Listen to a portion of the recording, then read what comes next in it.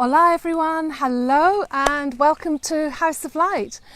For those of you that have seen me before, I'm Sally, I help out at House of Light, and this is Cathy Birdsong, who's our guest today.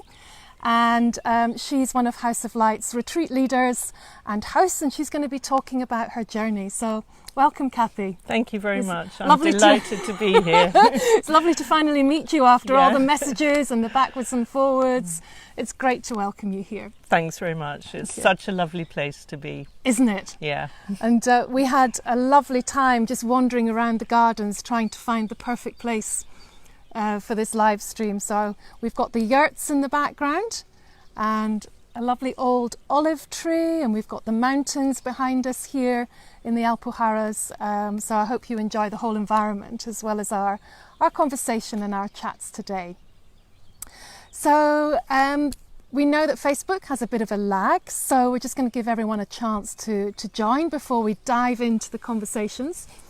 And do come and say hello to us. Do come and comment and say hello. Cathy's open for questions.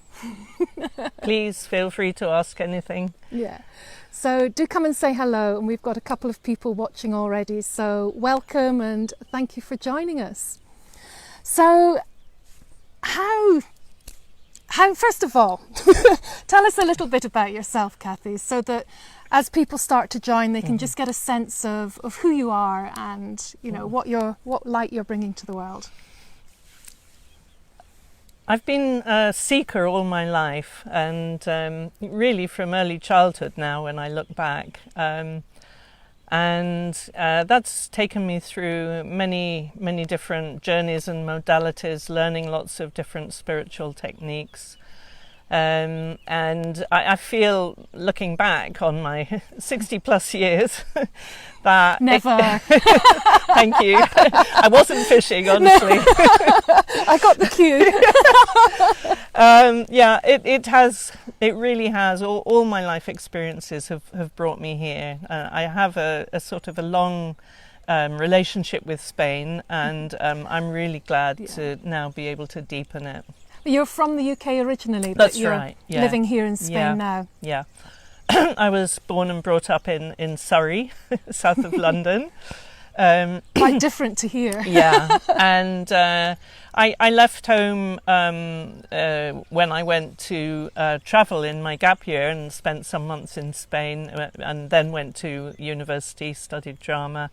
So I did that at Bristol. I love Bristol. I have a great relationship with Bristol, and I've travelled around the world, lived in various different places, taught yoga, done healing work, and I ended up, before coming to Spain, I ended up in Brighton. So I know a fair few people in Ayannagar are from Brighton or have contacts with Brighton. Surprising, isn't it? Yeah. We were saying earlier, I lived in Brighton in the 90s, and when I came out here, I was surprised how many people are actually from here, which is, I don't know, it's the energy or the... I think. Yes. Yeah, because I went to Brighton because I knew that as a yoga teacher, healer, I would definitely find a lot of like-minded people, and that's pretty much why I've ended in Ayannagar, although Andalusia has been calling me for many years. It's a beautiful area, isn't it? It is. It's stunning, and right here, you know, you've got the mountains, you've got the garden. Yeah, it's a lovely centre, a really beautiful place. Yeah. So I just want to say hello to Margaret. Hi, Margaret. Thank you for joining us, and Michelle is here as well, and Hi, Malfred too, and Brent. So welcome to the live stream. Do feel free to share this with your friends or grab a cuppa while we start diving into the deep stuff, the good stuff.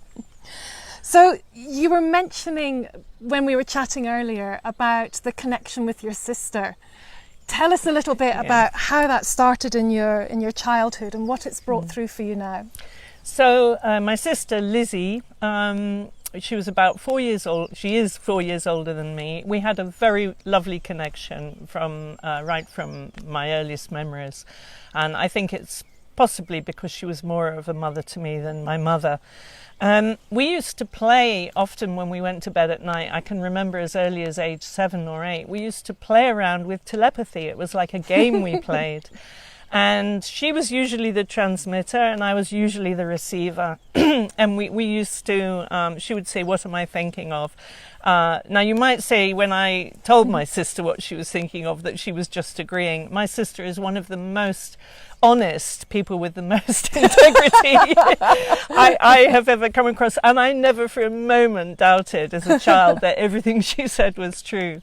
So we honed those skills and we had lots of experiences when we were apart where I would know that she was in trouble or something had happened and I would contact her.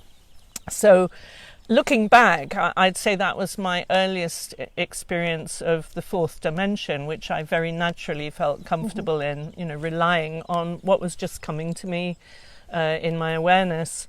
And then the other thing I'd like to mention about my childhood, when I was avoiding my parents, which was quite often, I would climb this beautiful silver birch tree in the garden. We actually had a 3-story house and the tree was taller than the house, which was very unusual for a silver birch tree. Yeah. And I could actually get right to the top with a foot in each of the 2 top forks of the tree. And that tree, it became my refuge, my castle, my horse, my friend, everything. Yeah. Yes, yeah. I loved it. I could climb it in my sleep. I knew every branch. Oh, that's gorgeous, though. Yeah. And if you visit my website, you'll see there's a picture of 2 beautiful silver birch trees. And, you know, my love of trees, I feel very comfortable here with all these lovely old olives. Mm-hmm.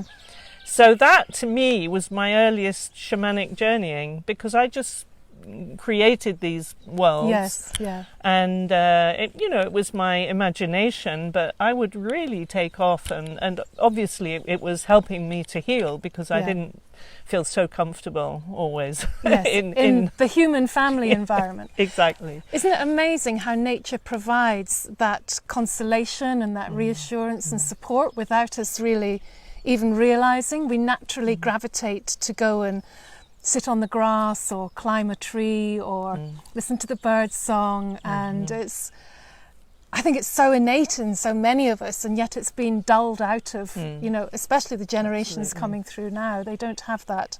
Well, I won't generalise that much, but I think it's really beautiful that you've brought that from your childhood and it's now incorporated in your work. Yeah, and I try to bring nature in wherever possible in the workshops and the training I do. Yeah. You also mentioned about, as a teenager, you really started exploring astrology, palmistry and tarot, and I had to sort of like stop myself from going, there we go, have a look. Was it just like curiosity, or were you looking deeper into it, or did you not really know what you were doing with it, but it was just something to play with? Yeah, I knew I was looking for something, and I was very consciously looking for something that would fill the hole that being brought up very strictly as a Catholic had already created in me. I remember at the age of 9 being in church and using all the terrible swear words I could think of to swear at the effigies. I mean, that was like bum and bloody, and I think that was about all tame. And there were reasons why I had that energy, because I had a wounding, a traumatic childhood experience with a member not of the family, a friend of the family. And I was seeking something to fill that hole. Yes. And so that's why I started to look into all these alternative or complementary therapies and modalities. I actually taught myself to read horoscopes, which I've completely forgotten. I think the last one I did was my early 20s. And I got very involved with the tarot and a little bit with white witchcraft. It was actually a Spanish friend who introduced me to that, and also introduced me to Andalusia, by the way. And then I read the books of Carlos Castaneda, which I think some of the younger people who are listening may not have heard of Carlos Castaneda. He was an American who wrote about his trips into the shamanic realm and the people that he met and the experiences he had. And he wrote a number of books, which you can obviously still read now. And that was my introduction to shamanism. And it took me a long time. I came full circle and came back to shamanism in the last, probably the last 10 years, I would say. So we have a cat. We have a visitor just as we start talking about shamanism. Yeah, black cat. Hello. Perfect. Were you the one that photobombed Kerry on the roof yesterday during yoga? Yes, so just. And what about yoga? When did yoga come into your life?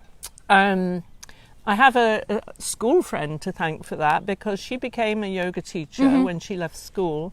And when I went to stay with her, I would always join in her classes. Yeah. And she was an Ayannagar teacher. She still is. She's very much up in the Ayannagar world there. Microphone. Yeah. Oh, yeah. Microphone. Microphone. Cat's putting a little bit of trickery in here. And I'm caught. Oh, you're caught. Well, she's caught. Whoa. We're all right. Okay. Yeah. Right, you'll have to remind me where I got to. Yoga. I was at yoga.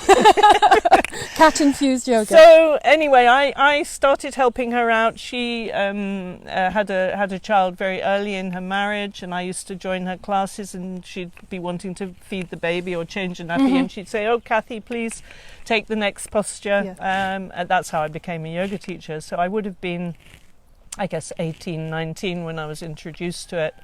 And by the time I was in my early 20s, I was teaching yoga on a regular basis. And of course, I'd been introduced to Ayannagar.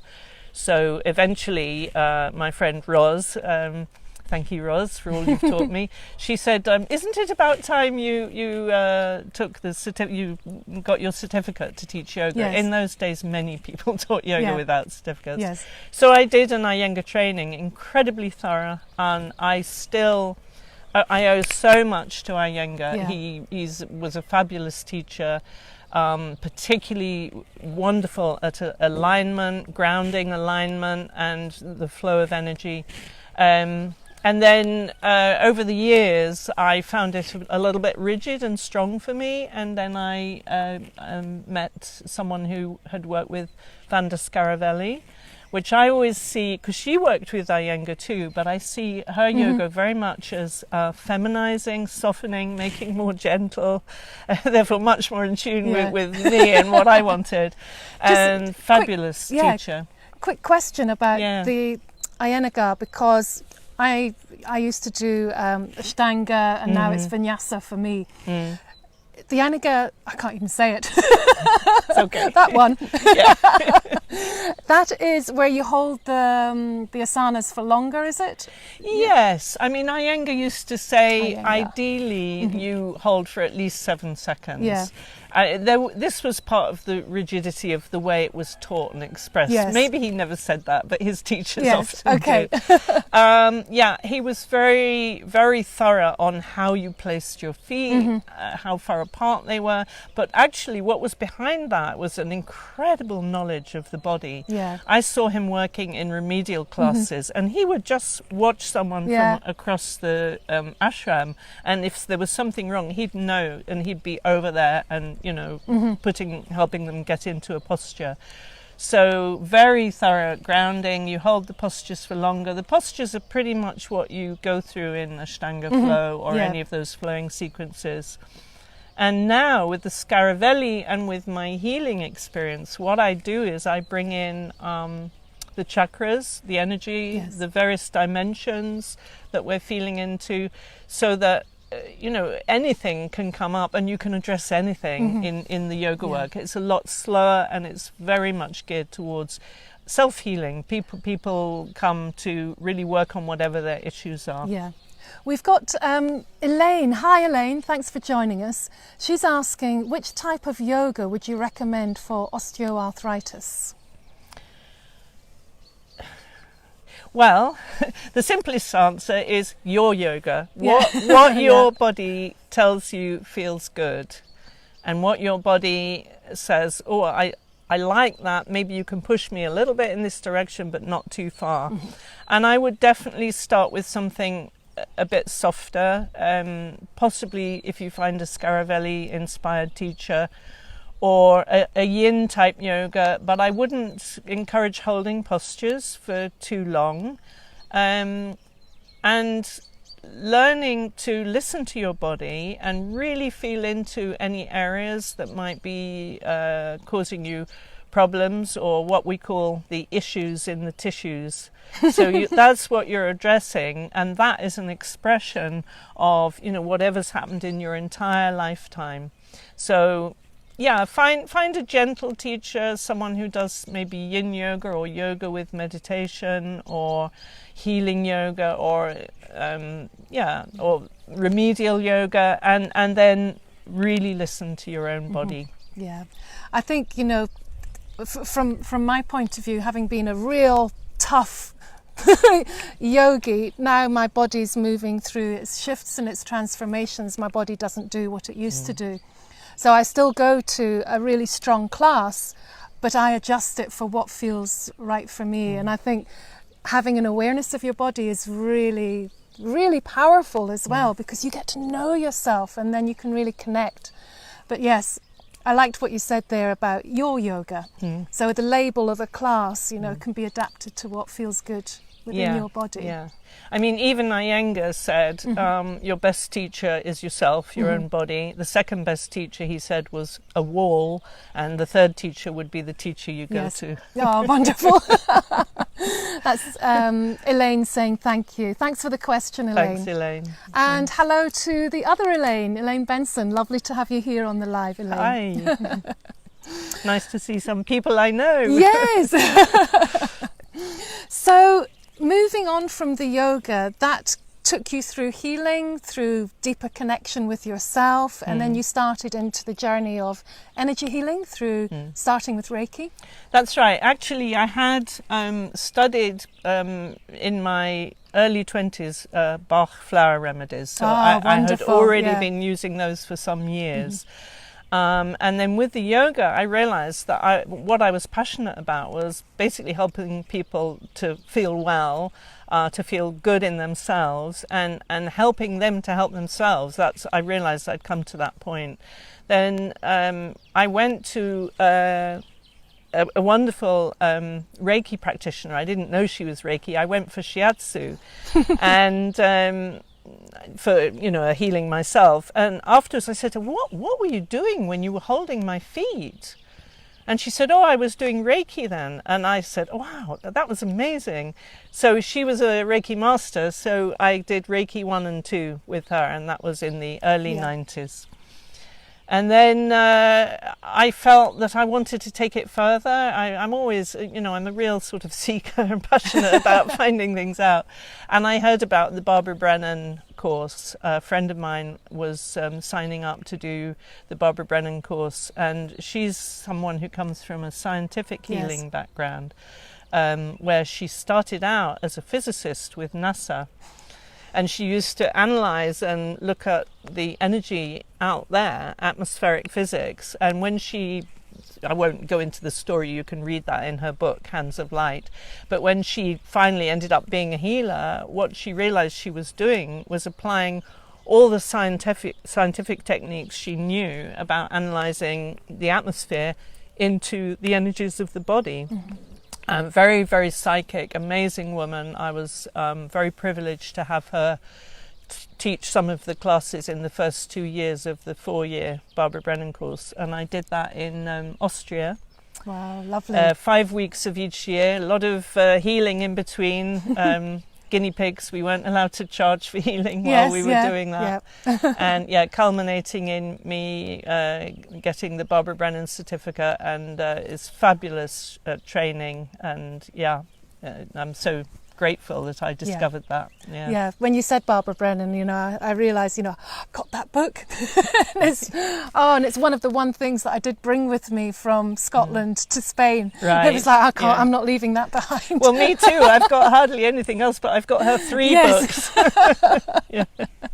Yeah. And what about You were talking about the Hara and the fifth dimension.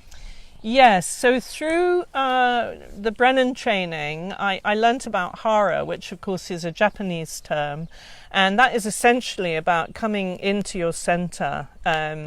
And there's no emotion in that place. You know, when you align your Hara and all your chakras are spinning and your whole energy field, your auric field, that's the fourth dimension, your third dimension aspects, you know, your body, everything is in line. And once you come into Hara, that's like pure intention, or that place where what feels like nothing but everything all at once. It's almost like a black hole where there's the potential for absolutely anything to happen.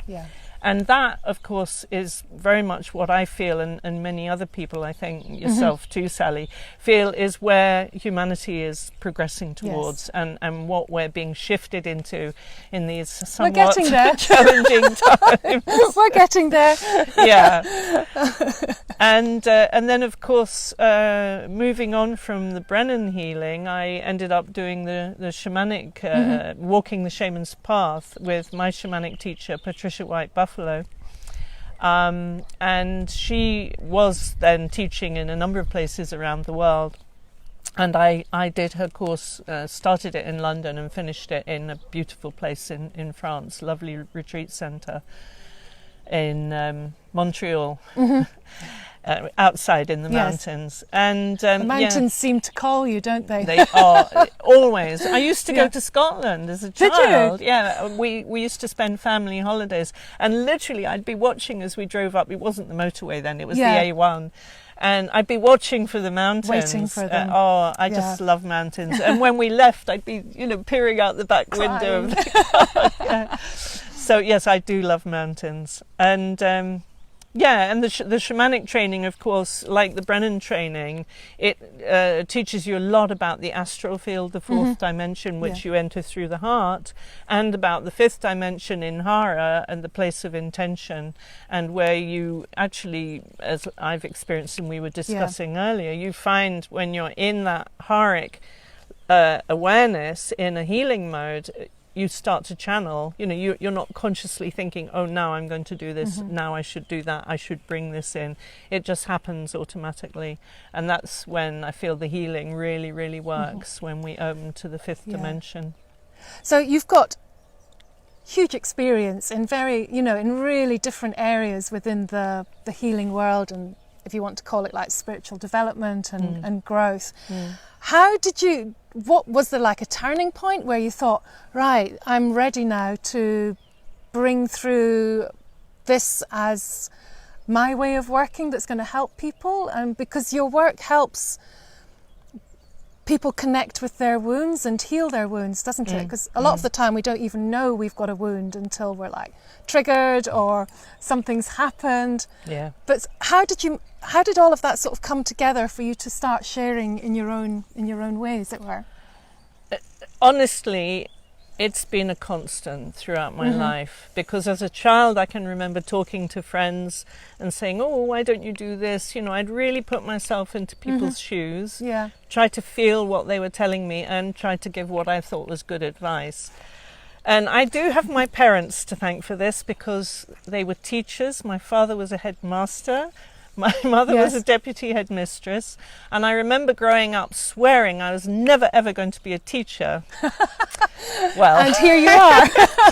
So it's slightly different way. It's in the blood. So every stage when I learned things and applied them to my own daily experience, day-to-day experience, I found myself wanting to share them with others.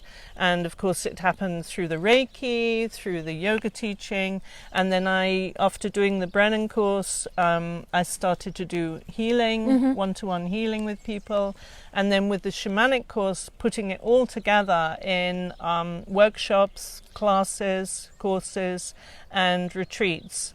And I have run yoga retreats, various places that I've lived around the world. And now I bring it all together in, my latest retreat, which I hope to do in this beautiful place later in the year, if possible, is called Journey into the Light.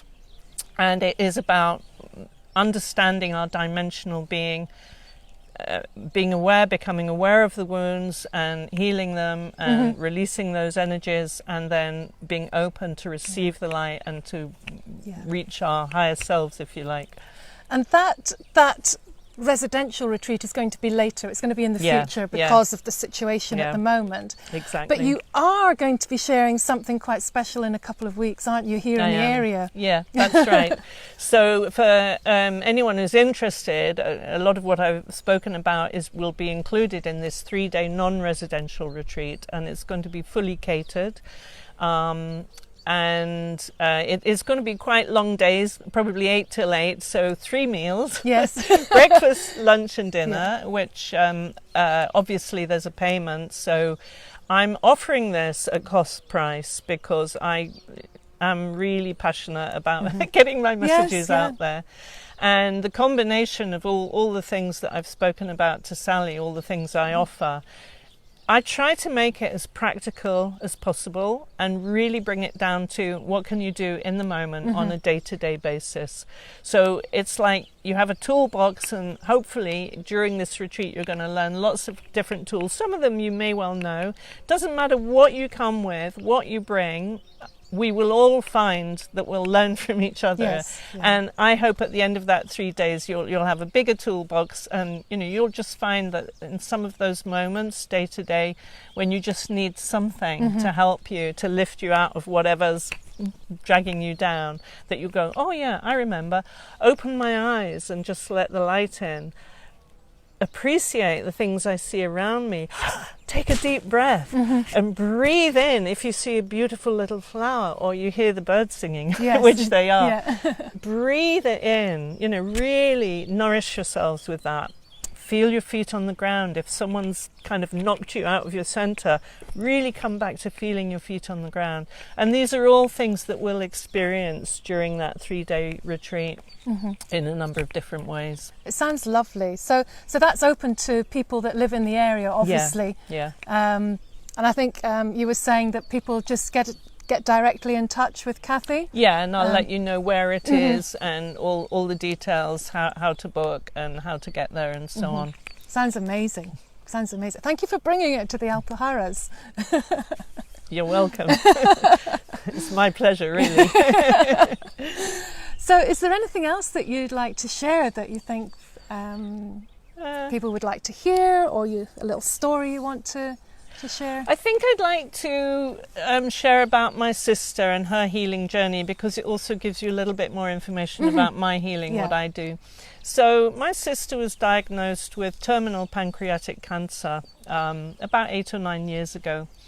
And I remember when she told me, she said, I'm going to beat this. And I said, yeah, and I'm going to help you, and I'll help you put a team together, because she was going for a very heavy duty chemo because she was a very healthy person. She'd ate really well most of her life, didn't smoke, didn't drink much at all. She'd been climbing mountains in the Alps that summer before she was diagnosed, and they didn't diagnose until they thought it was too late, partly because she was such a healthy person. So we put together a team. I couldn't be her Brennan healer because... Sorry, I'm touching the mic. Okay. I couldn't be her Brennan healer because I was too close to what was going on. And a very good friend of mine was the Brennan healer, another wonderful person who did a sort of guided meditation. She had a homeopath that she'd already been going to, another wonderful woman who did bioresonance therapy, and the chemotherapy, which we all agreed was going to buy her time. Anyway, long story short, she healed. She's written a book about it. She's in spontaneous remission, and it's stayed that way. She's written a book about it called Shout It From the Rooftops, and if you want to get it, you can get it on Amazon. Good title. Her name is Lizzie Emery, so Shout It From the Rooftops, a terminal cancer healing. And through that book, and also through my own healing work, I did start to work with quite a few clients with cancer. And it's been an amazing journey for me, experiencing working. Often I'm working alongside any chemotherapy treatments that they're having. So it's complementary healing, very much complementary, not alternative. And it's fabulous to experience. I mean, I've been doing some sessions with people while they're having the chemotherapy put into them, and working to enhance the benefits of the chemo and to try and take away as much as possible of the side effects, so detoxing. And so far the results have been brilliant. So that's one of the issues that I work with, but I work with many different issues when I do healing, and I combine Reiki, Barbara Brennan healing, shamanic healing. It's the whole gamut. It's no longer like in the old days of healing. It was very much, you trained as a Reiki master, and that was all you did, because that was the one thing, wasn't it? But now I'm finding that a lot of people that I know in the spiritual world and healing, they're bringing everything in, and we're losing that structure that told us how to heal, or how to heal the right way. And I love the fact that so many of us are now just listening not only to our own intuition, but really listening to what that other person needs and what their body's saying and what their energy's saying. And it really is a matter of everything working together. Absolutely. It's beautiful. It's really beautiful to hear you're doing that work. Yeah, and that's just instinctive and my nature. I mean, I am a person who, as I say, I've always been a seeker. I like to take in lots of different things. I think it's partly because I'm a triple Sagittarius, very fiery, and I love to talk and tell people and teach and preach. And that's also, by the way, probably one reason why I've ended up in Spain, because my astrologer friend told me that Sagittarius is the ruler of Spain. So as a triple Sagittarius, I had to end up here. And these mountains are fiery. The energy here is strong. So you've definitely been called in. Yeah, absolutely. Definitely been called in. Okay. I'm just going to say hello to Siobhan. Thank you for joining us, Siobhan. And Susan. Susan's one of my dear friends in Rio de Janeiro. Hello. So thank you for joining us, Susan. And Michelle, I think you've been here the whole way. Thank you. Okay. So it's been really lovely to chat. It's been great to chat with really you, lovely Sally. to chat. Thank you for coming over and for sharing your experiences and for helping us show off the House of Light Gardens. And again, if anyone's interested in joining Cathy for her 3-day non-residential retreat that's going to be held here in the area in a couple of weeks' time, just please get in touch with Cathy directly. What's your website, Cathy? It's www.cathybirdsong.com. And you're on Facebook as well? I'm on Facebook. It's just my personal page, Facebook, okay. but they're very welcome to look at that. I think you might have to put Cathy Stanton in for that, which is my legal surname. Okay, so website it is then. Yeah, Keep I it think simple. so. Yeah. And if all else fails, get in touch with us at House of Light and we'll put you in touch with Cathy. No problem at all. I can also give my email address. Oh, go for it, yes. Which is quite easy to remember if you can remember the name. It's Cathcrick, CATHCRICK @gmail.com. So if you want to find out any more about the healing work, I occasionally teach yoga and the courses and the retreats that hopefully I'll be running more and more of now I'm here. Then please do get in touch. And thank you so much for joining. It's really been lovely. Wonderful. Thank you so much, Cathy, and thank you everyone for joining, and we'll see you all again soon at House of Light. Lots of love to you all. Lots of love. Thank you.